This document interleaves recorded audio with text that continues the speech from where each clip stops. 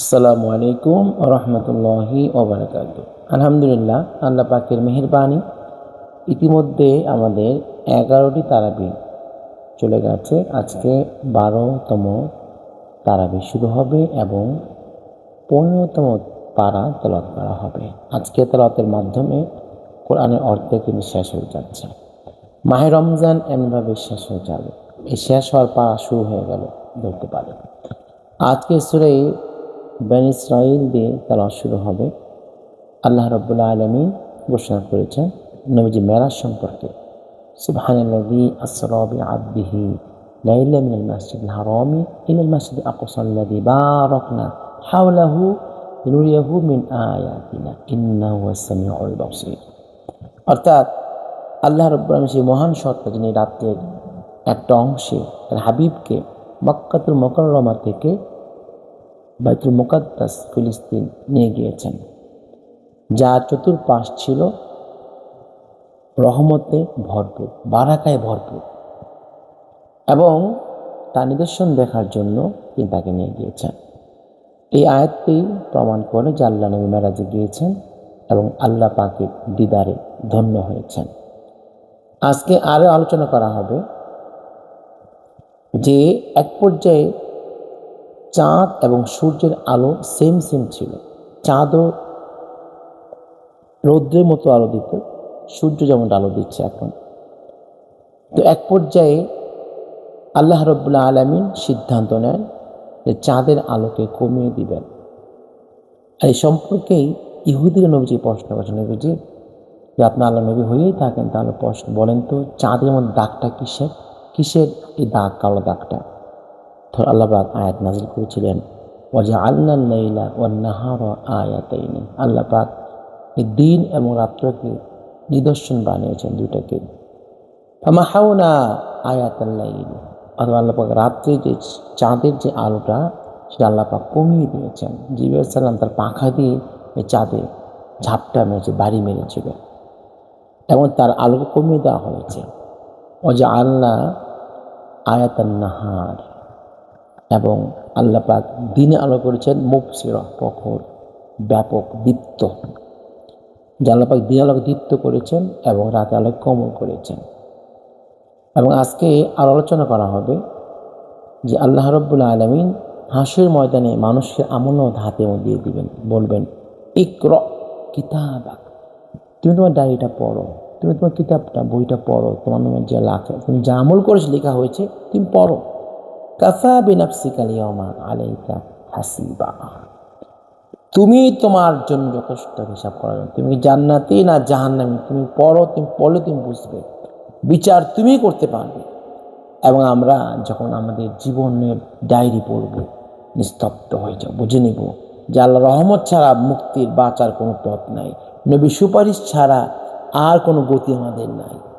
এবং আজকে আলোচনা করা হবে যে পিতা মাতার খিদমত ছাড়া আল্লাহ পাক তার বন্দিগি, বান্দার জিন্দেগি কবুল করবেন। আল্লাহ ঘোষণা করেছেন, ওয়াকাদা রাব্বুকা আল্লা তা'বুদু ইল্লা ইয়্যাহু ওয়া বিল ওয়ালিদাইনি ইহসানা। আল্লাহ পাক ফয়সালা করেছেন আল্লাহ ছাড়া কারো দাসত্ব, কারো ইবাদত করা যাবে না। কোনো মাজারে, কোনো পীরকে, কোনো ব্যক্তিকে, কোনো গাছকে, কোনো মাছকে সিজদা করা যাবে না। সিজদা শুধু আল্লাহর জন্য। ওয়া বিল ওয়ালিদাইনি ইহসানা, এবং পিতামাতার খিদমত করতে হবে, তাদের সাথে ভালো ব্যবহার করতে হবে। ইম্মা ইয়াবলুগান্না ইনদাকাল কিবারা আহাদুহুমা আও কিলাহুমা ফালা তাকুল লাহুমা উফিন ওয়ালা তানহারহুমা ওয়াকুল লাহুমা কওলান কারীমা।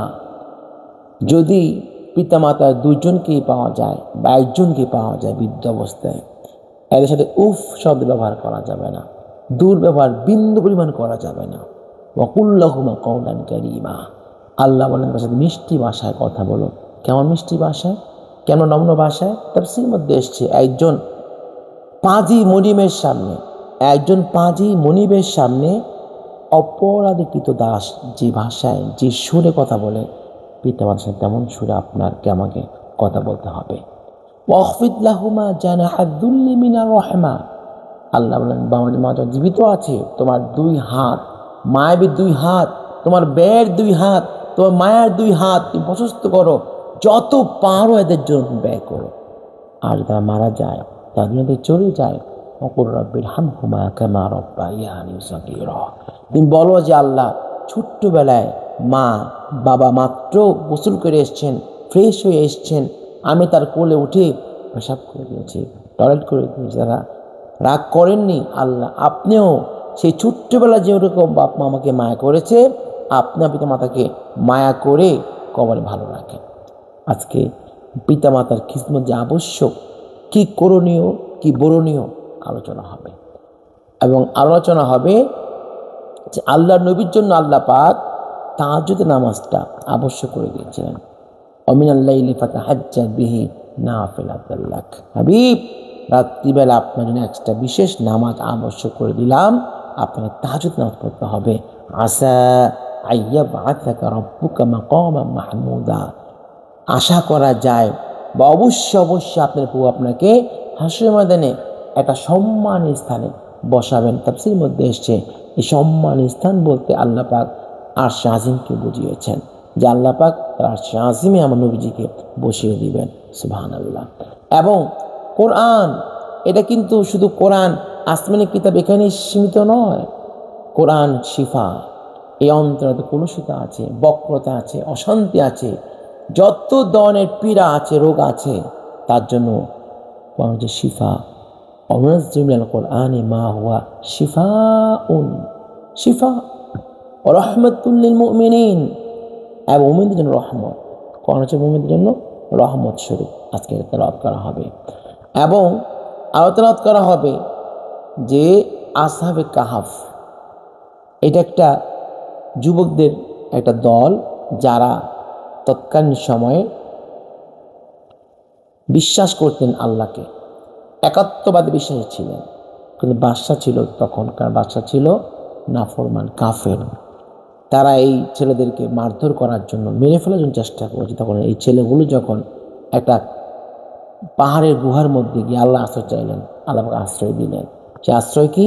আল্লাহ পাক ঘুম পাড়িয়ে দিলেন। একটা কুকুর ছিল তাদের সাথে, কুকুরও ঘুমিয়ে গেল। এক ঘুমে 300 বৎসর বা 310 বছর পার হয়ে গেল। এরপরে যখন ঘুম ভাঙলো, তখন একজনকে বলল, খিদা লাগছে, হয়তো 1 দিন 1.5 দিন পার হয়ে গেছে, তুমি খাবার নিয়ে আসো। সে পয়সা নিয়ে বাজারে গেছে খাবার আনার জন্য। যাওয়ার পরে মানুষ তো পয়সা থেকে অবাক, এটা তো কয়েকশো বছর আগের পয়সা, এবং তার ভাষাও মানুষ বুঝতে পারছে না। তখন সকলে তাদের সাথে, ওই ছেলের সাথে গুহাতে এসে দেখলো যে 310 বছর মতো মানুষ ঘুমিয়ে পার করে দিয়েছে। আল্লাহ পাক এটা বোঝাচ্ছেন আমাদেরকে যে আমি আল্লাহ ইচ্ছে করলে তোমাদেরকে ঘুমের মধ্যে শত শত বছর পার করতে পারি, এতে তোমরা মরে যাবে না। আমি আল্লাহ পারি। যারা মাহে রমজানে সিয়াম সাধনা করবে, যারা মাহে রমজানে আল্লাহর জন্য রোজা রাখবে, যারা মাহে রমজানে খতমে তারাবি পড়বে আল্লাহর জন্য, আল্লাহ সন্তুষ্টির জন্য, হতে পারে আল্লাহ পাক তার কবরের জিন্দিগি এমন করে দিবেন, এক ঘুমে তার কবরের জিন্দিগি পার হয়ে যাবে। ইস্তাগফির সিঙ্গার আওয়াজ শুনে সে ঘুম থেকে উঠবেন। আল্লাহ আমাদের সকলকে এই মাহে রমজান মুবারকের ফায়েজ বরকত হাসিল করা প্রদান করুক, আমিন। আসসালামু আলাইকুম ওয়া রাহমাতুল্লাহি ওয়া বারাকাতুহু।